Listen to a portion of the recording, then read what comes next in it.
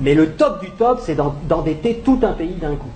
Et là, il y a des spécialistes de ça, il y a le Fonds monétaire international, il y a la Banque mondiale, il y a l'OMC, qui ont des individus, des équipes particulières qui vont dans les pays pauvres, en général où on peut trouver des ressources qui sont utiles aux pays riches, des ressources minières, des ressources géologiques, des ressources énergétiques, du pétrole, etc.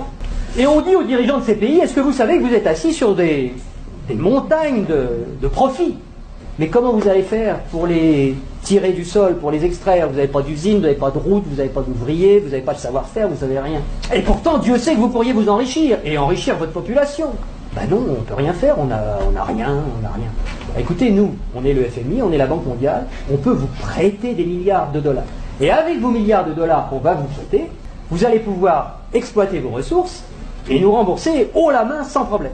Mais il y a une petite clause dans le contrat de prêt, et de toute façon vous ne pouvez pas y couper, c'est que vous allez avoir besoin de routes, vous allez avoir besoin d'un port pour que les pétroliers puissent aborder, vous allez avoir besoin d'un pipeline pour aller des puits de pétrole au port, vous allez avoir besoin de soldats pour protéger le pipeline des terroristes, donc on amènera aussi quelques soldats, et vous allez avoir besoin de beaucoup d'argent pour financer tout ça, et à qui vous allez acheter tout ça?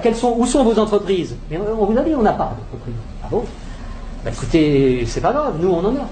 En Occident, beaucoup, on en a plein. On a Halliburton qui fabrique des usines, on a Areva qui a besoin d'uranium, on a Bouygues qui fabrique des autoroutes, des ports, tout ce que vous voulez, on va vous faire ça aux petits oignons, pas de problème.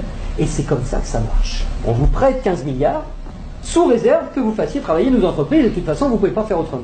Donc regardez bien ce que ça fait au point de vue monétaire. Il y a 15 milliards qui sont créés par le Fonds monétaire international et la Banque mondiale.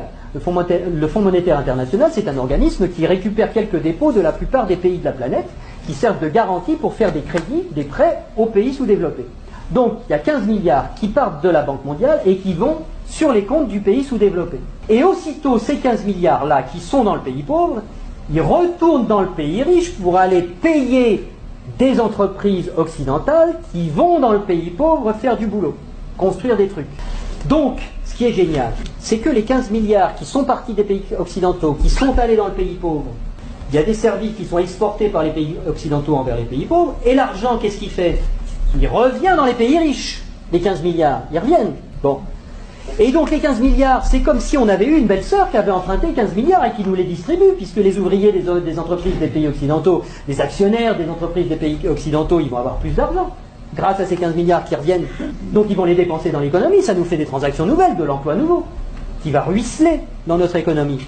Mais c'est pas tout à fait comme si c'était des belles-sœurs qui les avaient empruntées, parce que les belles-sœurs, il aurait fallu qu'elles rendent les intérêts, et donc qu'elles reprennent leur argent, et qu'elles en reprennent le double, et que nous, on ait des nouveaux emprunteurs qui arrivent pour payer les intérêts des nouvelles belles-sœurs. Là, non. C'est qui la belle-sœur qui paye les intérêts? C'est les pauvres. C'est les pays sous-développés. Et donc on a été leur construire des trucs qui vont nous permettre d'exploiter leur richesse. On a eu de la monnaie en plus qu'on a créée nous-mêmes en la faisant passer par les pays pauvres, mais qui revient chez nous net d'intérêts. Et qui paye la dette, qui paye les intérêts, c'est le pays pauvre. Et ils ont deux solutions. Soit ils empruntent à nouveau le montant des intérêts pour pouvoir nous les rembourser, ce qui double leur dette. C'est pour ça que des fois vous entendez des présidents de pays sous-développés qui disent « Mais c'est pas possible, on l'a déjà payé 15 fois la dette, comment ça se fait qu'il faut qu'on paye encore ?»